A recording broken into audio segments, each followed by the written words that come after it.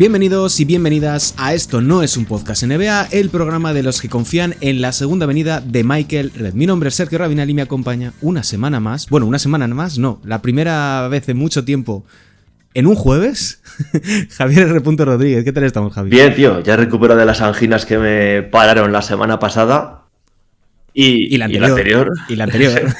No, la semana pasada lo oscuro fueron las anginas, luego antes han sido otras muchas y muy variadas. Y bien, tío, un poco decepcionado, casi porque jode más cuando deseas mucho algo y te quedas a las puertas y como te quedas lejísimos. Y ayer, uno de mis pocos sueños en la NBA es por fin ver un marcador en el que un equipo dobla al otro y me he quedado a 12 puntos de ver eso en el Knicks contra los Nets. Ha estado ahí peleándose toda la noche ese doblar el marcador, pero me he quedado 12 puntitos de nada. Hablas como un auténtico tipster de apuestas. A lo, joder, tenía él más 60 en la combinada y estos cabrones me la han jodido. No, pero la verdad es que esta mañana me he levantado y digo, tiene que haber un error. O sea, ¿cuándo empieza la segunda mitad? Claro, yo cuando lo he visto digo, no puede ser. Y me he puesto el partido y claro, he visto que ha estado rondándolo durante todo el encuentro y de repente digo, mierda, joder, es que ya te digo, es uno de los pocos sueños o curiosidades que me queda por ver en esta liga de tarados. Espectacular. De hecho, me parece lamentable que los Knicks no hayan metido más de 120 puntos. A ver, están los Knicks guapos también, ¿eh? Dices tomar del momento. También están los Knicks guapos. Sí, te tomar del momento de los Nets que de los Knicks, porque es que de nuevo un año más que su temporada de que parecían claros favoritos al este, encima se les da todo, que es se cae todo el imperio de los Celtics, los Pistons, como buenos sabios que somos, pensamos que ven a empeorar la plantilla, los Cleveland Cavaliers se caen por un barranco y dices, coño, se quedan solitos. Pero vaya, ¿quién iba a pensar que la persona más importante de esa resurrección de los Knicks era la única persona que ha coincidido durante todo ese tiempo? Y le han peinado. Qué curioso, ¿no? Sí. Qué curioso. Bueno, peinar a Tom Thibodeau es un poco difícil porque ya está en la triple cortinilla. Sí. Pero sí que es cierto que he de decir que me alegro mucho de que les vaya tan mal a los Knicks, porque me enfadé mucho cuando despidieron a Tom Thibodeau. Obvio. Porque todo lo que había hecho, lo que habían conseguido los Knicks era gracias, el 95% de las cosas, a lo que había construido. Que ese señor te mete un equipo con Julius Randle. Con ese Julius Randle, no el actual de los Timberwolves, que es un escándalo. Sí. Con Miles McBride, con Cameron Payne. O sea, es un equipo malísimo. Pero que juega muy bien a baloncesto. Y te acuerdas que nos quejamos de, es que son aburridos, turnismo, no sé qué. Bueno, pues gracias a Dios podían funcionar con eso. Hay que hacer algún día un programa que se titule El Señor Lobo. Porque ya lo que hizo con los Celtics como asistente, luego en los Bulls y luego en los Knicks, es como en plan de tu franquicia histórica está dando una pena horrible, contrata a Tom Thibodeau y te pondrá de nuevo en el mapa. Y luego ya le peinas y vuelves otra vez a estar en un completo ostracismo y a tomar por el culo. Yo le decía a un amigo de los Raptors, que sí, hay gente que es de los Raptors, que lo que necesitan ahora mismo es a Tom Thibodeau. Porque Darko Rajovic yo no lo aguanto, me parece un mal entrenador en NBA, no un mal entrenador para el contexto NBA, y creo que necesitan un Tom Thibodeau. O sea, un tipo que venga, ponga orden y a partir de ahí empieza a funcionar un equipo que tiene todos los mimbres para poder conseguir cosas importantes, pero que hay veces que da pena verlos. Sé que no has visto a los Raptors. Sí, es ese señor que coge, te llega una empresa, va a hacer 1000 despidos, reestructura todo, acaba con el gasto innecesario y te lo deja más o menos ordenadito todo. Espectacular.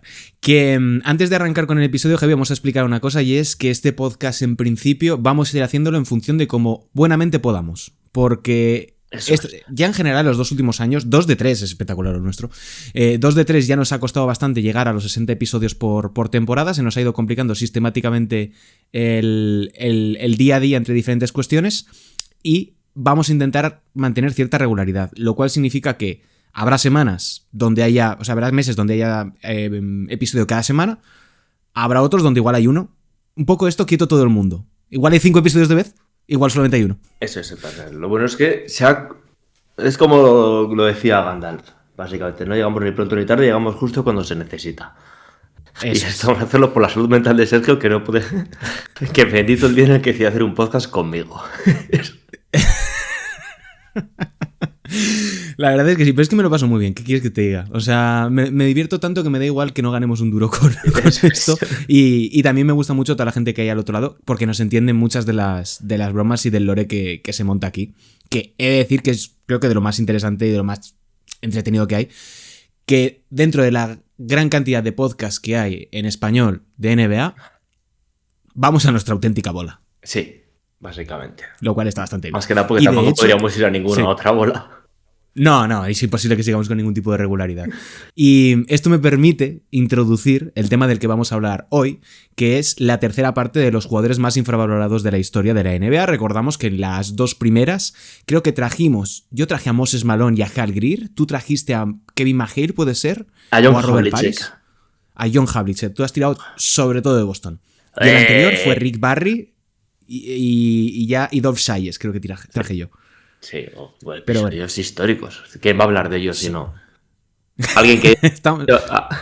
¿No trajiste o no te dejé traer a Yao Ming? No, yo traje a Yao Ming. Ah, vale. Pero, sí, pero ¿a quién no? A Tim Duncan. ¿Alguien no me dejaste traer a Tim Duncan. Pero... No, pero no me vas a negar que Tim Duncan es uno de los jugadores más infravalorados de la historia de la NBA. Sí, pero a Tim Duncan no le puedes meter meter a Tim Duncan en un programa de infravalorados es infravalorarlo. O sea, Tim Duncan merece un monográfico del solo y ya lo haremos algún día que será una hora de dar voces. Me parece bien. Bueno, así que para este episodio número 71, 11º, si no me fallan las cuentas de esta temporada, tercera temporada de Esto no es un podcast NBA, ponemos el foco una vez más en los jugadores más infravalorados de la historia. Arrancamos. I mean, listen, we talking about practice. Not a game. We talking about practice. Did you call bank? I call game. They do have a timeout. Decide not to use it. Curry, way downtown. Bang!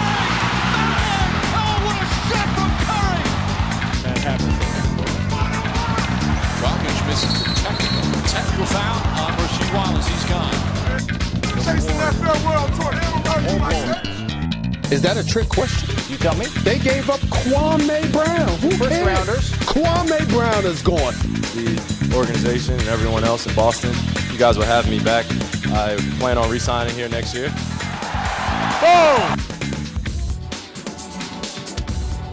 Empezamos, Javi, yo te lanzo ya el primer guante, que me has dicho ya quiénes van a ser tus nombres. Yo hoy traigo un poquito de mezcla de presente y pasado, como siempre, pero deleítame con tu primer nombre porque hoy traemos canela en rama. Sí, yo he traído dos nombres bastante parecidos, no en cuanto a su perfil como jugador, sino en cuanto a por qué están infravalorados. Y es que entiendo que lo estén porque son dos jugadores con un pick muy corto, de apenas un lustro, y aparte con una cosa que me identifico mucho con ellos, que es que ninguno de los dos tenía rodillas. Así que si quieres empezamos con el primero, con Ralph Sampson, jugadorazo como la copa de un pino, y que ahora que estamos en la que parece el inicio de la era de Wemby, pues vamos a hablar de el que en su día fue el jugador más alto drafteado con el número 1, 2.24 tenía el colega. Y encima una cosa que me gusta mucho, que es que no le gustaba ser center. De hecho, le gustaba tan poco ser center que jugó un año de ello y al año siguiente, cuando draftearon a Hakeem Olajuwon, dijo él, bueno, mis disculpas, yo me voy a jugar de ala pivot, en lo que se convirtió hasta el momento en el jugador más alto en la historia en jugar en esa demarcación. Demarcación, no es... madre mía. Buah, demarcación. Sí. Esto es como cuando fichó Ander Herrera por Boca Juniors y dijo la palabra hemeroteca en la segunda rueda de prensa y la gente pensando que era filósofo o algo. Hostia, fueron increíbles. Búscalo en Twitter porque te vas a ahogar de la risa. Sí, no, con Ander Herrera hay una relación amor-odio en mi ciudad. Ah, yo pensaba que era solo odio, pero... No, es solo odio. Vale. Pues sí, tenemos a un señor de 2.24 que lo gana absolutamente todo en su época universitaria. Tal es el hype que hay con él antes de llegar a la NBA que incluso hasta en 6 ocasiones aparece en la portada de Sports Illustrated sin haber salido nunca, sin haber jugado un partido profesional, que ya en su día intenta haber medio chanchullos en la NBA para hacerse con él. Incluso el propio Larry Bird tiene una reunión para ver si le convence a ir a los Celtics. No acaba en los Lakers, gracias a Dios, de puto milagro, porque él no se declara elegible porque, recordemos, los Lakers tienen ese pick 1-2 que iba a ser una moneda al aire con los Clippers, y eso es lo que él dice, me voy a quedar un añito más, no sé, que acabe en los Clippers.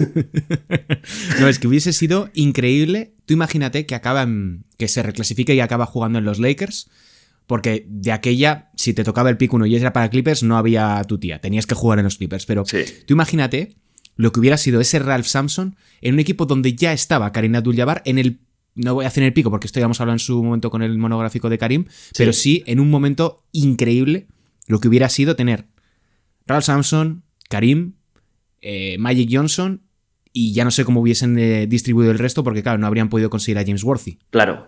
Y sí, pero claro, es que simplemente lo que podría haberse alargado tanto su carrera como la de Karim es algo en lo que prefiero ni pensar porque me entran sudores fríos. Luego acaba, como decimos, en los Houston Rockets, que es quizás la franquicia junto a los Sixers, pero bueno, ellos incluso más los grandes olvidados de esa década, porque los Sixers sí que llegan a tocar metal en los 80, pero claro, cuando hacemos un repaso mental de lo que fueron los 80, obviamente te vienen Celtics y Lakers, el que es un poco más leído te habla incluso de los Pistons, y ya con mucha suerte alguien te habla, se acuerda de Filadelfia. Pero de hecho, te diría, Javi, que los Houston Rockets, o sea, si a alguien le preguntas por los 80, te va a decir antes Atlanta Hawks que Houston Rockets, y estos tipos llevan a 2 finales de la NBA, 81 y 86. Te voy a decir antes, Atlanta Hawks, y va incluso quien te hable de los Bulls, porque coño, Jordan llega al año... Él llega ese mismo año que llega Hakim, y te plantificas en que realmente son en una época que la NBA estaba dividida al revés que ahora, es decir, lo que estaba fuerte era el este era el segundo equipo que había el segundo y el último equipo que había en la conferencia de oeste. Pero bueno, por hablar un poquitillo del colegón, claro, tú dices 2 metros 20, bueno, 24 exactamente, años 80... tiene que ser un paisano, pues eso, que esté partiéndose la cara en la pintura, que baje el balón para abajo y no pidas mucho más. Para absolutamente nada, colegones. Aquí el tío era ágil como la madre que lo parió. Era prácticamente, bueno, de hecho se le denominó como el alero más alto del planeta, porque es de lo que le gustaba jugar a él. Tuvo, incluso ganó un MVP del All-Star, nadie sabe muy bien cómo. Bueno, si podéis ver el vídeo, es básicamente bajando melones y corriendo como un puñetero animal. Tiene su toquecito en España porque, si no me equivoco, acabó jugando en Málaga. Correcto. Y... Muy bien, Muy bien. Buena Wikipedia ahí, No, esto ni siquiera lo vi en Wikipedia, lo vi en foro preparándome el programa. Porque, como sabes, mi conocimiento sobre el baloncesto nacional es mínimo. Y te digo eso, jugador ágil como la madre que lo parió, versátil, es lo que entendemos ahora como un prototipo del jugador moderno. No vamos a decir que se parezca absolutamente a nada al Small Ball, porque Small mis cojones, y tampoco estamos en una época en la que se prodigase mucho el tiro exterior, pero era un jugador único. De nuevo, es lo que decimos, tú juegas esa primera temporada como center, pero en el momento que llega Hakeem Olajuwon, en lo que es, de nuevo, a valorar, a ver, como siempre se dice, con buena pizza bien se jode, pero tienes 2 picks, unos del draft, pero bueno, Portland ha tenido unos cuantos y ha hecho mierda con ellos. Y aquí montan las famosas Torres Gemelas, que por desgracia acaba el asunto pues como las idem. ¿Por qué? Porque lo malo de cuando tiene este tipo de altura es que el físico no es lo que más aguante y tiene un prime cortísimo que se acaba prácticamente en el año 86-87. De nuevo, hasta en 2 ocasiones se fuman a los Lakers, nos roban de un par de finales bastante interesantes. Y encima las finales en las que más famosas, en las que caen, que son aquellas en las que llegan justamente con un tiro ganador suyo contra los Lakers en, si no me equivoco, el 5º partido, sí. Pues se enfrenta a los Celtics del 86, que eso era una trituradora. Pero bueno, desde aquí mi pequeño homenaje a un tío que, uno, fue precursor de lo que estamos viendo ahora, en plan, no se podría entender todo lo que fueron estos... Yao Ming, bueno, de Howard no, ¿por qué no? Lo diré, que le vamos a hablar, que hemos hablado de Wemby, leches y demás, sin estos pequeños pioneros. La lástima fue esa.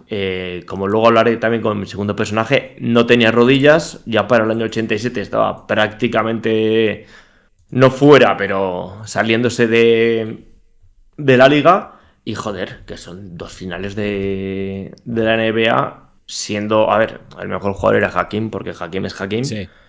Pero siendo, ya te digo, para empezar, el que resucitó esa franquicia, el que la mete por primera vez en playoffs desde hacía eones, y el que dice, en plan, dice, bueno, oye, que aquí en el oeste hay algo más aparte de los Lakers. Mira, con Ralph Sampson, que últimamente todo el mundo parece haberlo visto en la NBA en su momento, cuando a vez que hablan de Wembanyama siempre me encuentro algún que otro comentario, buah, es igual, me acuerdo de haber visto a Ralph Sampson. Señor, usted no vio a Ralph Sampson. Es prácticamente imposible, y si lo vio una vez. ¿vale? Lo que ha visto usted son highlights. Ha visto NBA en acción, ha visto un documental de lo que sea, un recopilatorio en YouTube, lo que sea. Usted no ha visto a Ralph Sampson. A lo que voy. Es un jugador absolutamente especial por el cual, junto lo que decías antes del draft del 84, los Rockets tanquean de semejante manera que lo estaba repasando ahora porque me acordaba más o menos de memoria, que llegan más o menos a este punto de la temporada, 2 de febrero del 84, con un balance de 20-26, que está muy bien, para lo que es ese momento la conferencia oeste, acaban con 29-53 para tanquear y conseguir a Hakeem Olajuwon en el pick número 1, que es lo que fuerza a cambiar posteriormente y entrar la lotería del 85. Esa conjunción... Sí, entre ellos y Cleveland hicieron cosas bastante salvajes claro, a ese comienzo de década. Con esa conjunción de dos figuras gigantescas como eran Ralph Sampson y Hakeem Olajuwon, te plantas en una construcción moderna de equipo para lo que era en ese momento la NBA, que era acumulación de talento, necesito un base, tengo que edificar mi equipo de otra manera, y van de una manera o buscan de hacerlo de distintas formas que lo que dices lo desplaza posteriormente al puesto de falso 4, cuando las posiciones sí que tenían cierto peso y tenían cierta, vamos a decir, profundidad a nivel de construcción de equipo. Y lo que dices, son 2 temporadas en las que juega 82 partidos. Y hay una cosa que me revienta relacionado con el tema de Sampson y los jugadores altos, y es que dicen, claro, cuando miran a Wembanyama dicen, en cualquier momento se va a partir y no va a poder jugar. Porque Ralph Sampson, Yao Ming, Shaquille, todos estos, Manu Tebow, todos estos jugadores gigantescos han acabado rompiendo. Sí, es como, sí, usted tiene razón, pero es que el baloncesto de los años 70, que es cuando se forman estos chavales, no tiene en absoluto nada que ver a nivel de, ya no de juego, de tecnología de lo que hay en el suelo, que es con lo que juegan los jugadores, de zapatillas, de parqués, de los contactos que se tienen que tienen que experimentar. Tú imagínate cómo tuvo que formarse Ralph Sampson en la Virginia de los años 60-70, pues él nace en el 60, para llegar hasta la NBA, jugando probablemente todos los partidos de una temporada, jugando 40 o 45 minutos dependiendo del momento y sin ningún tipo de restricción de minutos. No, encima es que más allá de las zapatillas, que encima en el caso de Sampson es curioso porque, si no me equivoco, son las primeras o las segundas zapatillas personalizadas que saca Puma, que saca un modelo en concreto para él en exclusiva, que hay una historia bastante interesante ahí. Esos entrenadores de los 80 eran unos putos terroristas. Yo, como fan de los Boston Celtics, jamás perdonaré la gestión que se hizo con Kevin McHale, que le ves cojo ahora 40 años después, porque un iluminado dijo en el año 87... vamos a hacerle jugar absolutamente todos los días a él y a Larry Bird 40 minutos por noche, aunque vayamos sobrados. No me voy tan lejos a Kevin McHale, que la gente se fije cómo anda Dirk Nowitzki. Sí. O sea, Dirk Nowitzki anda como mi abuela que se partió la cadera. Porque bueno, no puede andar al tenis que dices, claro, exacto, yo iba por ahí, claro, porque él forzó tanto para poder recuperarse que, claro, al final se ha fastidiado y anda completamente cojo. Y es moderno, es que tienes un jugador de 2.24 que le estás haciendo jugar 2 temporadas de 82 partidos en ese oeste. Y es lo que te digo, que por poner un poco en precio, ver su valor, ahí se puede trazar cierto paralelismo en plan de una conferencia débil, un jugador alto, medianamente dominante, justo en una época en la que, recordemos, los 80 sí, siempre vamos a recordarlos por Larry Bird y por Magic Johnson, pero estamos hablando que tenías a las Torres Gemelas de Houston, los propios Celtics tenían un frontcourt que era altísimo, que el alero era Larry Bird con sus 2,14 metros, pero luego tenías a Magic y a Paris, los propios Lakers tenían a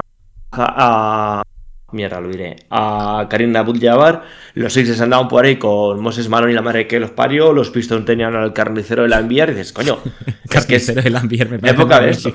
Y claro, y trazando ese paralelismo es este señor que pues lo trasladas a una conferencia débil en la que encima tienes a Magic, puedes decir, pues hostia, pues esto es como cuando estaba Hibbert en Indiana y tenías a LeBron James en eso, pero bueno, él incluso logra llegar a 2 finales de la NBA, cosa que Hibbert y esos Pacers ni siquiera huelen, y dices, coño, vamos a ponerle un poquitito en valor a este señor que, aparte de precursor de muchas cosas, era un jugador único, que no se había visto hasta ese momento. Sí haber visto pivos móviles, pivos que hacían otras cosas, ya hemos hablado del capítulo de Hakeem, hemos mencionado mucho de Karim, hemos mencionado aquí algunas veces también de pasada a Bill Walton, Pero no, lo que era este señor, un alero de 2.20, es una cosa que no se había visto nunca. Y que de hecho hemos tardado en verlo prácticamente 40 años.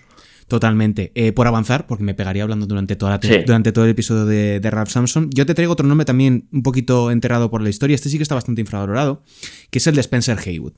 Spencer Haywood, tengo una debilidad por él. Una vez, le conseguí entrevistar. Y fue literalmente, fue literalmente, le abrí mensaje, porque intenté enviarle un correo electrónico a un señor mayor, también yo un poco de tal. Literalmente le abrí mensaje en Instagram y le dije, oiga, ¿le puede usted entrevistar? Y me dijo, sí, por supuesto, escríbeme aquí y llámame por teléfono.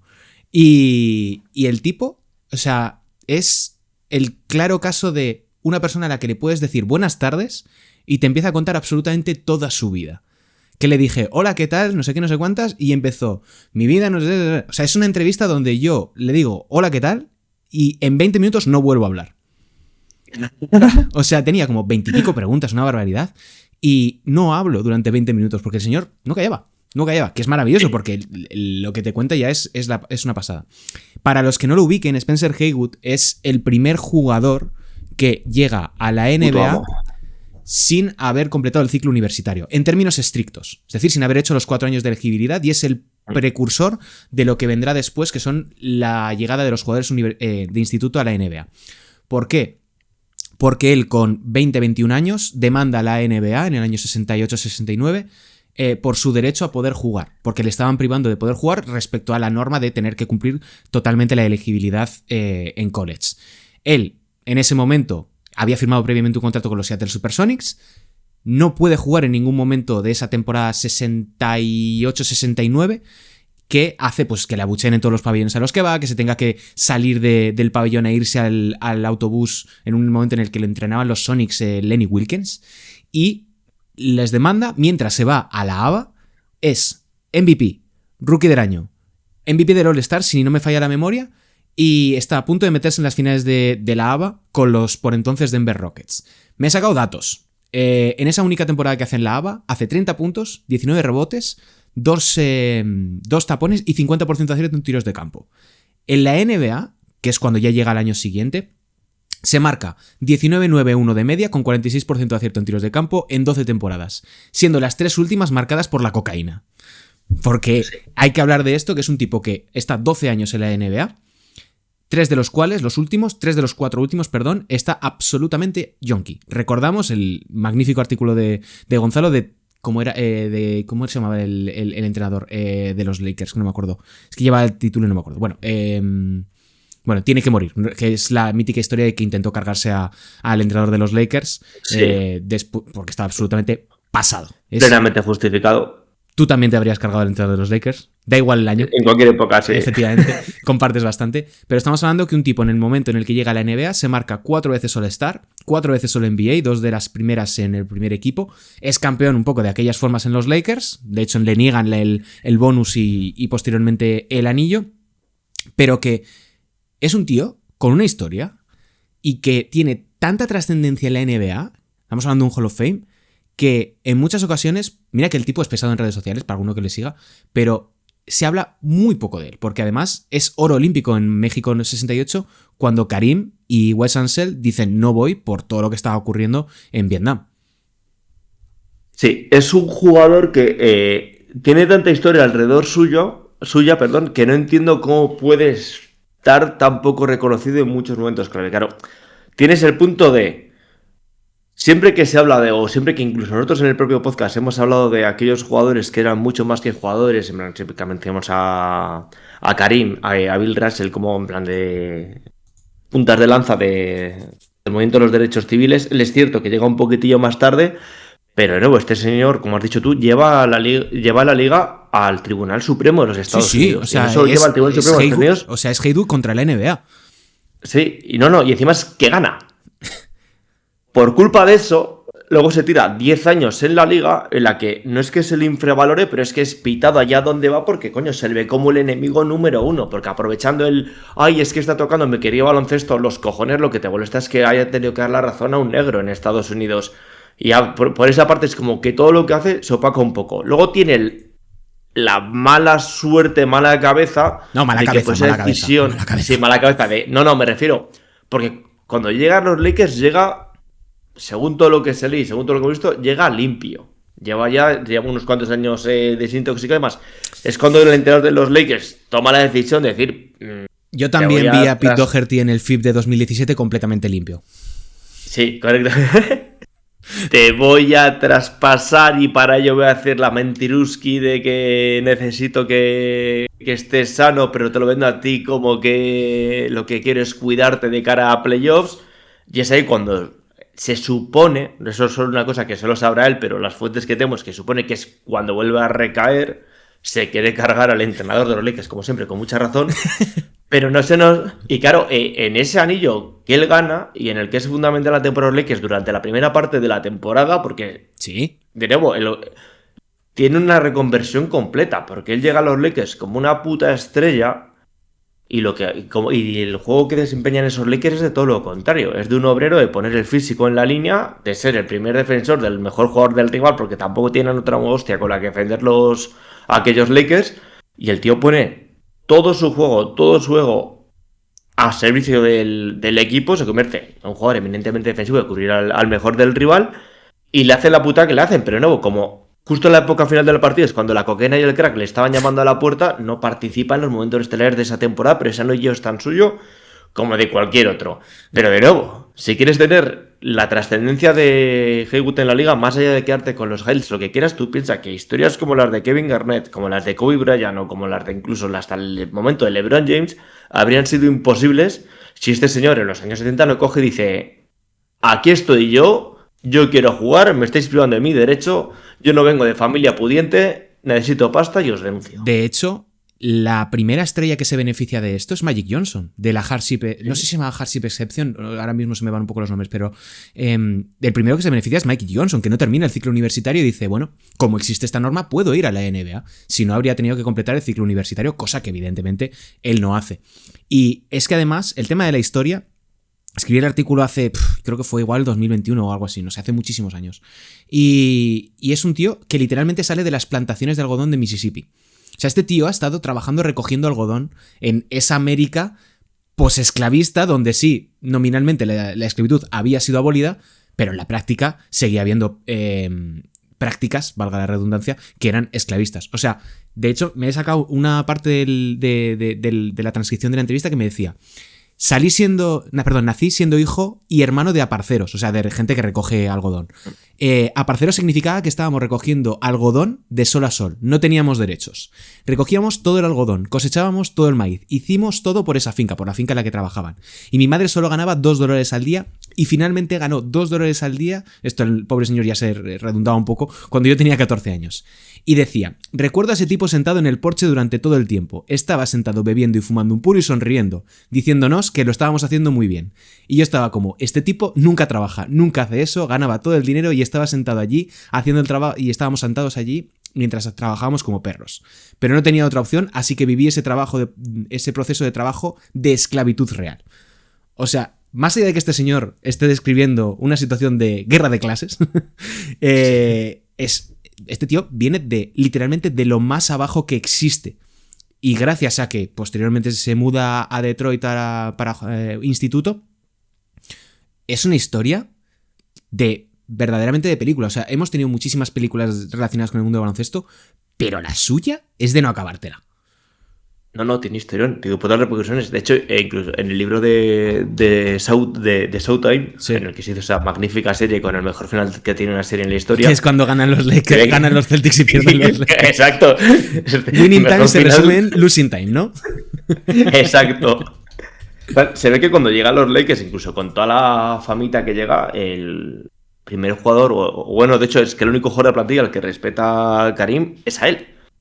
Y lo es precisamente por esto, porque dices, tienes toda la historia o todo lo que estoy... Porque quedas uno, Karim, ya lo dedicamos en su especial, es un chaval de Nueva York, hijo de Madero, y que tuvo que correr por las calles del Bronx. Este básicamente representaba absolutamente todo lo que estaban defendiendo los demás. Pues está recogiendo algodón, sale de la puta plantación básicamente por su talento para jugar al básquet. Y es que incluso ahí no se conforma. Es todo esto que se habla del negro educado, de agachar la cabeza, de decir, no, este se lo pasa por el forro de las narices. Llega a escuchar a Malcolm X y tenemos aquí a otro tipo completamente diferente.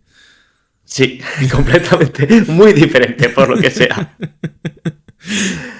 Y ya digo, me parece una figura clave para entender la NBA, incluso que es que sus repercusiones se pueden trasladar hasta el año 2003 cuando LeBron James llega a la NBA. Es que esto hunde todas sus raíces, toda esa lección de LeBron en que este señor se plantó hace 40 años atrás. Y después viene Spencer. Pero claro, la gente siempre se queda con el punto de... Cuando ganan los Lakers, yo no me acuerdo de ver la imagen porque no estaba viendo la imagen, estaba en su casa. Se acuerda, el que quiere profundizar un poco más se queda en toda la historia de las drogas o se queda con la anécdota de que quiso matar al entrenador porque es divertidísima. Es buenísima, es buenísima. Claro, tienes tantas capas por encima y tantas historias que muchas veces se te olvida lo importante que es que luego encima jugaba 3 pares de cojones. Es que yo eso es lo que iba a decir, o sea, por favor, esto sí que hace justicia a YouTube. Buscad los partidos y los highlights de este señor en YouTube, que es lo que va a venir en las décadas posteriores de lo que es un 4. O sea, un tipo absolutamente aseado a nivel técnico, con una facilidad para anotar, una media distancia increíble. Tú imagínate lo que habría sido este jugador en los años 80 largos. Porque además se retira con 33, o sea, no se retira muy mayor. Se habla mucho siempre de aquellos jugadores en los que podrían haber jugado en cualquier época, y aquí lo podemos decir muy tranquilamente. Este tío puede haber jugado literalmente desde los 60 hasta el 2020 cuando te salga las narices. Porque no tiene nada, no tiene una debilidad en su juego que digas, ay, pero es que esto, no. Y luego encima la reconversión que hace en su época en los Lakers, es decir, mira, yo soy defensor del que venga de enfrente, y dices, es que te le puedes poner literalmente en cualquier época de la NBA y vas a rendir nivel All-Star. Vale, deleítame con tu siguiente nombre porque llevamos ya 30 minutos y tengo luego cosas que hacer para bajar al perro y demás. Sí. Siguiendo con este leitmotiv que traigo hoy, que es jugadores sin rodillas con un prime muy corto, voy a hablar de uno de mis jugadores favoritos de la NBA, de que pese a ser mucho más reciente, apenas le oyes mencionar cuando hablas de los grandes jugadores de la década pasada, y es Danny Granger. Otro caso de franchise Dynasty Starts After You. Sí, exacto. Bueno, de hecho, encima es no podemos analizar la historia de los Indiana Pacers en el siglo XXI sin él, porque es encima el jugador que te hace transición entre la época de Reggie Miller y la de Paul George. Este jugador encima te llega a los Pacers con la típica lección asquerosa de los Pacers, que es un puesto número 15, te traen al típico jugador, porque de nuevo, llegó a ser una estrella de la NBA. Sí. Llegó a ser seguramente el segundo mejor jugador de la conferencia o el cuarto o el quinto, donde le quieras situar, pero no llegaba con ese bagaje. Podemos hablar del típico caso de, no te voy a decir ya Jimmy Butler, porque me gustó, tocó un techo ofensivo mayor que el de Jimmy Butler, tampoco te voy a decir por un jugador que también salió en la 14-15, Kawhi Leonard, aunque sea el que más se me parece, pero este tío no llegaba a ser una estrella. Este tío es una estrella que se hizo él. Llegó como a ser un jugador de rotación. Problema, tiene una mentalidad de oso, porque es un tío que se puso a trabajar desde el día 1. Recordemos de nuevo la similitud que he hecho antes con Jimmy Butler, porque es el jugador en plan que te llega a decir, va a ser un jugador útil para la rotación, va a ser un jugador que va a hacer sus cosillas y poco más. Pero claro, llegan esos Pacers, no solo por Reggie Miller, sino por desgracia en el Palace, con lo cual de repente se encuentra en una temporada en la que tiene muchos más minutos de los que te esperas, y poco a poco empieza a ir, sobre todo porque en el coste defensivo siempre lo tuvo. Siempre era un tío que era de picar piedra como un animal.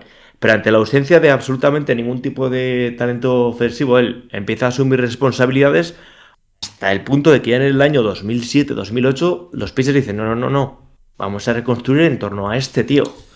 ¿Cuál es el problema? 2008-2009 empieza a crecer, empieza ya su primero, si no me equivoco, 5 All-Star consecutivos. Luego le cae Rui Hibbert, parece que eso va a ser la franquicia. Luego encima les llega en el año 2010, si no me equivoco, Paul George, que llega con la vitola de vamos a darle a Paul George espacio a crecer, porque va a ser todo el peso ofensivo recae en este jugador, que no, para el que no lo haya visto jugar. Es un escándalo. Tío, muy finísimo, muy ágil, un tiro precioso, tenía unos pies más que decentes, pero como aquí nadie puede ser feliz, se revienta la rodilla. Y se revienta la rodilla hasta el punto que, si no me equivoco, es la 11-12 o la 11-13, se la tira completamente en blanco. La 12-13. De hecho, es muy famosa su reaparición, que es una reaparición de mierda porque hace apenas 2 puntos.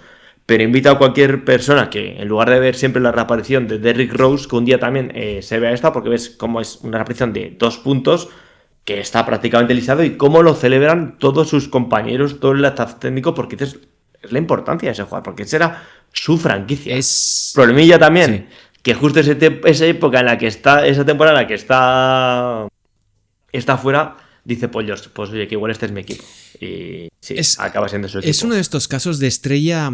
O sea, porque lo que dices está muy bien tirado de era una estrella. O sea, estamos hablando de un tipo que la única temporada que es All-Star, que es jugador más mejorado del año, otro caso de jugador elegido dentro de top 20 del draft que de repente tiene una buena temporada y le gana el MIP, hace 25,8 puntos, 5,1 rebotes, 2,7 asistencias, un robo, un tapón y medio, y lanza al 40% en triples, lanzando 6 por partido en la NBA, donde lanzar 6 triples era una auténtica barbaridad. Que al año siguiente, la 9-10, lidera la NBA con 7,1 triples, que son datos ahora mismo de un Lauri Markkanen, de un Trey Murphy. O sea, son jugadores que en cierta medida, un Michael Porter Jr. se pueden asemejar en algunos aspectos. No hay un perfil parecido. Podría ser que lo más similar fuese un Harrison Barnes, no el actual, sino el de los Warriors, que era bueno, sí. El que era bueno, efectivamente.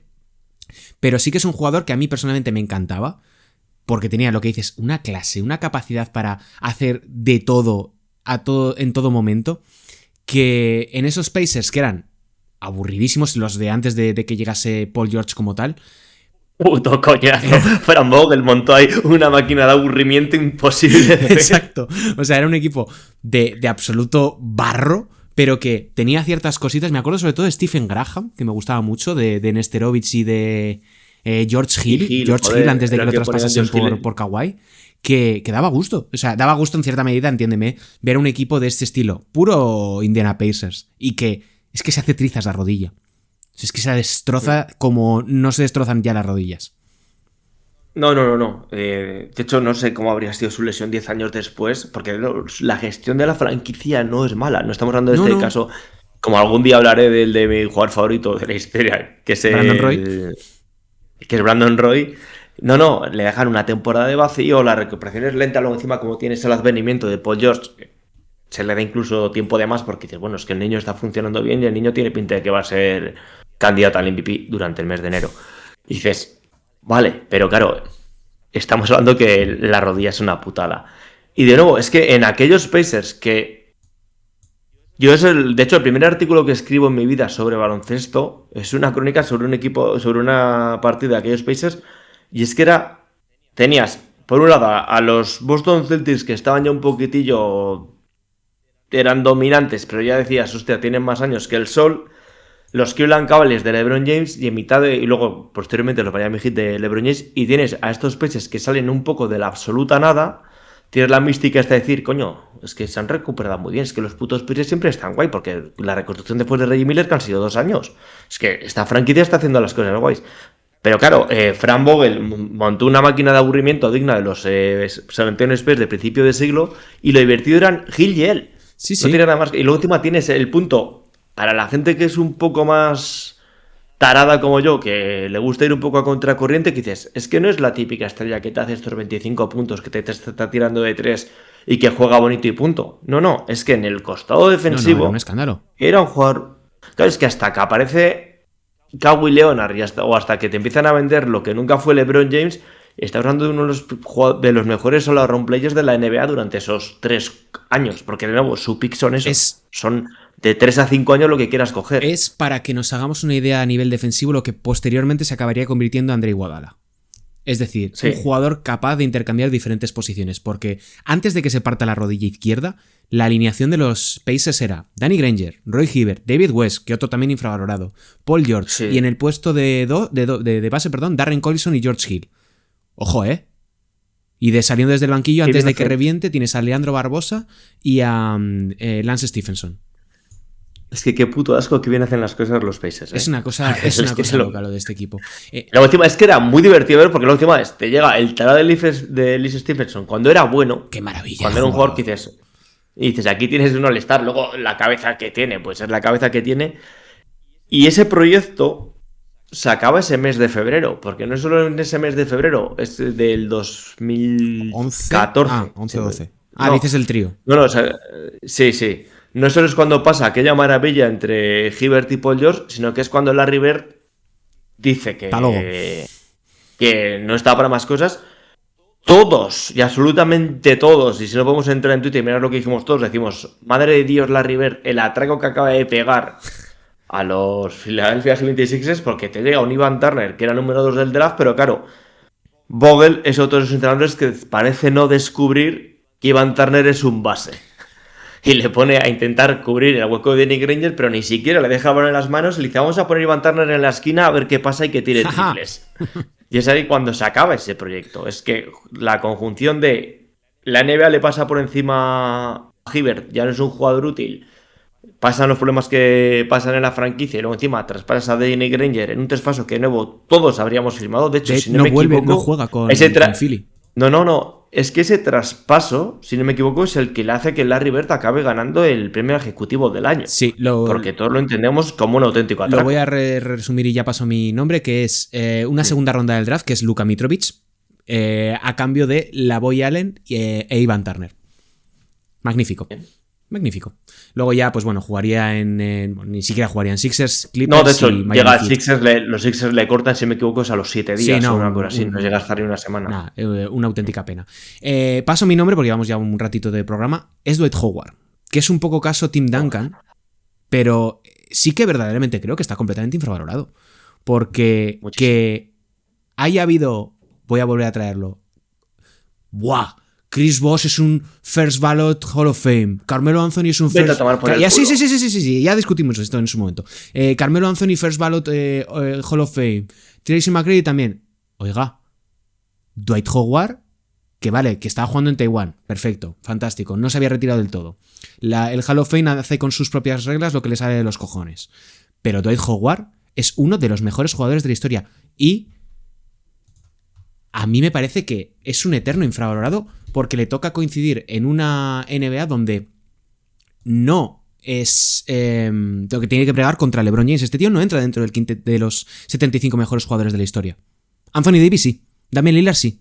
Un tipo que es 3 veces Defensive Player of the Year. No son 4. 3. Es una vergüenza. Y es finalista del MVP por detrás de LeBron y Derrick Rose. Llega en una época, encima es... el equipo es él. Perdón, y encima llega a la NBA saliendo desde el high school, que lo hemos por mencionarlo también. Yo nunca entenderé, bueno, sí lo entiendo. Se juntan aquí dos cosas. Una, es un jugador alto y la NBA odia a los jugadores altos y encima es subnormal. Porque lo que tiene... Es un jugador que cuanto menos lo oigas declarar o menos sepas de su vida, más le respetas. El único que apoyó a Palestina en su momento y le tuvieron que dar un toquecito de atención. Sí, correcto. Fíjate si el chaval estaba desubicado. No sabía dónde estaba, sí. Le puedes poner con... se me ha olvidado el nombre. Con el general manager de los Rockets, joder. Daryl Morey, sí. Con Daryl Morey. 2 patas para una mesa. Sí. Tienes al chaval que es la primera espada en los dos lados de la cancha de un proyecto que es él. Todo el proyecto que monta Van Gundy lo entorna en torno a él. Que Van Gundy es el primero que dice... Voy a jugar con este señor como ancla, tanto adelante como atrás. Lo voy a rodear de tiradores y a ver qué pasa. ¿Qué pasa? Finales NBA. En un plan en el que se está peleando contra los Celtics en su puto prime y contra LeBron James en Miami Heat dando un asco que no puedes ni verlo. Y te planifica en las finales de NBA siendo referencia de nuevo adelante y atrás. ¿Cuál es el problema que tiene Dwight Howard? Pues que cuando hagamos un backup de su vida, todo lo que te vas a acordar, primero que te vas a acordar de él va a ser los 860 hijos que tiene con 725 mujeres distintas y seguramente la segunda rueda de prensa más famosa después de la de Allen Iverson y la más ridícula de todas, que es esa escenografía ridícula que monta bebiéndose con el pobre Van Gundy bebiéndose la Coca-Cola, en la que irrumpe él a decir no, si yo te quiero mucho, cuando literalmente habías pedido su cese 24 horas antes. Es maravilloso. Pero que por favor, que esto nadie elimine el jugador que es, que de nuevo, siempre que se habla de Dwight Howard Hall of Fame, la gente como que se rasga las vestiduras y dices, estamos hablando de una de las presencias de hecho, si no es porque luego aparece Draymond Green y Rudy Draymond Green no es que sea mejor, No, pero no digo, no por Draymond Green, no porque sea mejor defensor que él, que es discutible, aquí para gustos culos. Pero claro, como Draymond Green encaja mejor en esa imagen que tenemos de básquet moderno, defender del 1 al 4, de patatín, patatán, lo que tú quieras, lo que estamos viendo ahora de condicionar tiros, de ver que la gente no se quiere arrimar a la pintura nuevo por Wemby, Dwight Howard ya era eso. Y lo fue durante mucho tiempo. Y luego encima fue un jugador para el tipo, lo que hemos hablado, lo has mencionado tú antes, de los jugadores altos, la longevidad que tiene, las primeras lesiones que tiene, es un jugador muy longevo y que ha sido clave en 3 proyectos muy distintos. Totalmente. Porque tienes esos Orlando Magic, en lo que él es referencia a la entidad y que es su equipo, pero es que luego monta un señor equipo con James Harden asumiendo un rol completamente distinto, porque eso era, tú prepárate ahí a coger el rebote de lo que falle Harden, o cuando Harden, una de las 5 noches al año que no funcione, va a ser tú la referencia. Tu vida. En mi podcast no vas a hablar mal de James Harden. No, he dicho una de las 5 que tiene malas. Había entendido otra cosa. Claro, claro. No. Retiro. No. Al revés. De nuevo, están a punto de cargarse al mejor equipo de la historia, uno de los mejores equipos de la historia, como unos campeones. Luego, tienes la parte de meme de todo lo que pasa en los Lakers de Nash y Kobe. Uno de mis equipos favoritos de la historia. Tengo cosas de eso, Pero es que luego, cuando vuelve a los Lakers, ¿qué dices? Era un meme, o sea, porque te acuerdas, el equipo era Rajon Rondo, Jabale McGee y Dwight Howard. Pues esos campeones, ahí los tienes. Y siendo fundamental en ese anillo. Porque, de nuevo, la gente que se le olvidan estas cosas, ese era un equipo eminentemente defensivo. Con tu amigo Vogel. Y no solo esa temporada. No solo, porque Vogel sabe hacer tornillos. No le pidas que haga martillos, pero él sabe hacer tornillos, se lo hace muy bien. Pero es que incluso, y no es flor de un día, porque incluso el año con siguiente, los Sixers, lo hemos hablado, daba gusto verlos. Es el mejor pivot que ha tenido Joel Embiid de acompañamiento. Sí, y, pues bueno, para empezar por eso, porque es un pivote y a Joel Embiid no le gusta ni sabe jugar de eso, a él le gusta estar en sus cosas y todo lo que no le gusta hacer.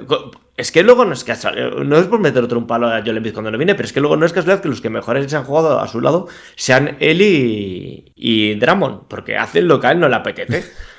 Y luego dices, y bueno, y el caso de los propios Lakers con Anthony Davis, que es otro juego 5 al que no le gusta jugar de 5. Es el que mejor lo entiende porque dice, no te rayes, Anthony Davis, que ya hago yo todas las labores que a ti no te apetecen. Pues incluso el año siguiente, lo damos siempre, cuando llega el señor Marc Gasol, dices, es que se mantiene. Dices, es un jugador que ha sido capaz de destacar y ser fundamentales en 3 equipos que los 3 juegan finales de la... Bueno, los Sixers no juegan finales de la NBA. Los Rockets no juegan finales de la NBA. Llegan lejos. Juegan la final oficial de la NBA, que es esa final de conferencia oeste. Y dices, coño... Es que se ha debido adaptar a muchos contextos, a muchos escenarios distintos y a jugar con bases completamente opuestos. Porque no es lo mismo estar jugando con esos Orlando Magic en los que todo el mundo sabe tirar, a jugar con Rondo en la que prácticamente nadie sabe tirar, o en los Rockets en lo que es básicamente estar 27 segundos a ver qué hace Harden. Es que es un jugadorazo. Es un jugadorazo y tengo 2 cosas que decir. 1. Promedios, 15,7 puntos, 11,8 rebotes, 1,8 tapones, 58% de acierto en más de 1.200 partidos. Más de 1.200 partidos son muchos partidos. Sí. Y a nivel estadístico, nadie tiene esos números. De 15 puntos, 11 rebotes, 58% de acierto en tiros de campo. Si bajamos los datos a 15, 10, 58, aparecen Shaquille O'Neal y Artis Gilmore, otro gran infravalorado de la historia.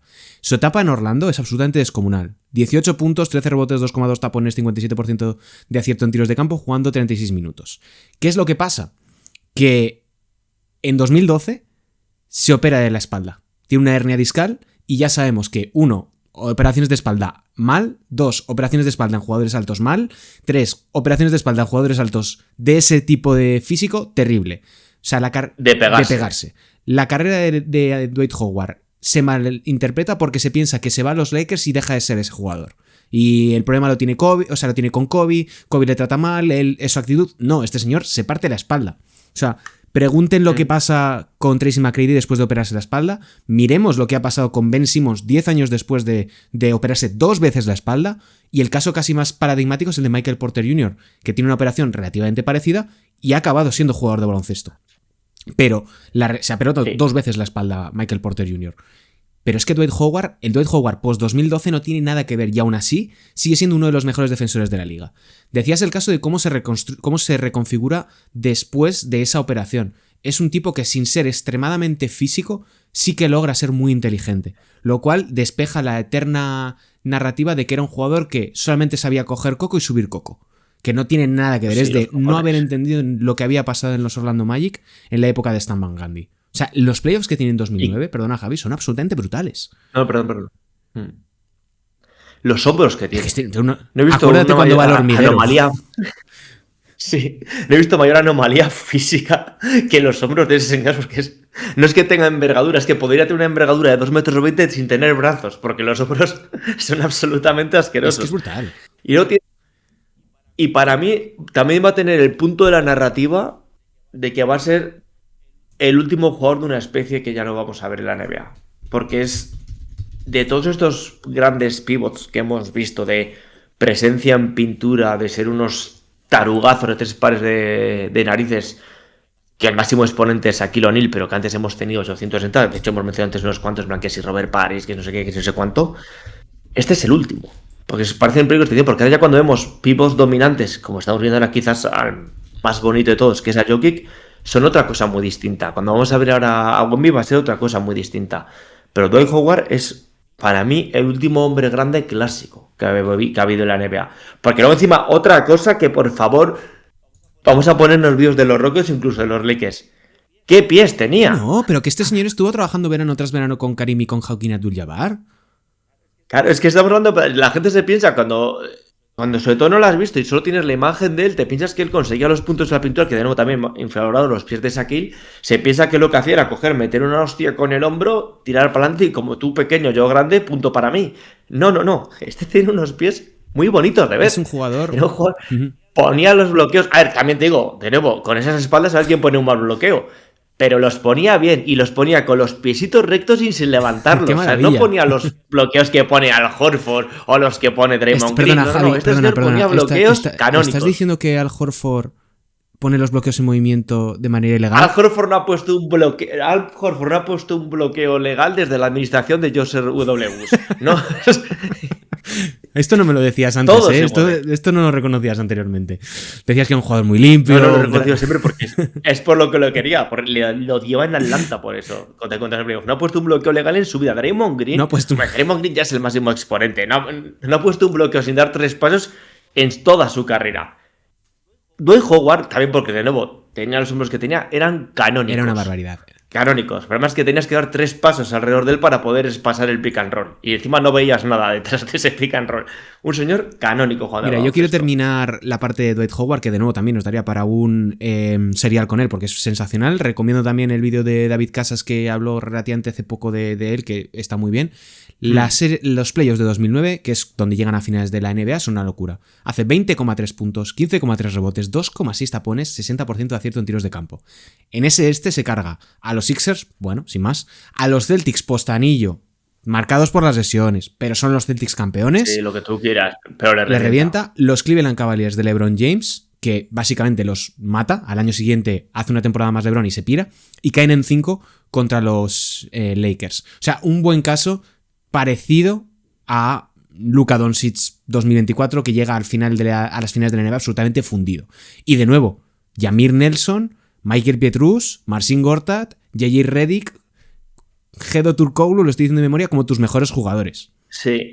O sea, y de nuevo, hay muy poquito talento. Esa temporada de Doncic que es una barbaridad, pero también hay que decir, el jugador que encima cargaba con el peso de también mejor jugador defensivo. El valor defensivo del equipo. Claro, porque este señor estaba si estaba en pista 32 minutos, no estaba ningún solo minuto sin tener nada que hacer.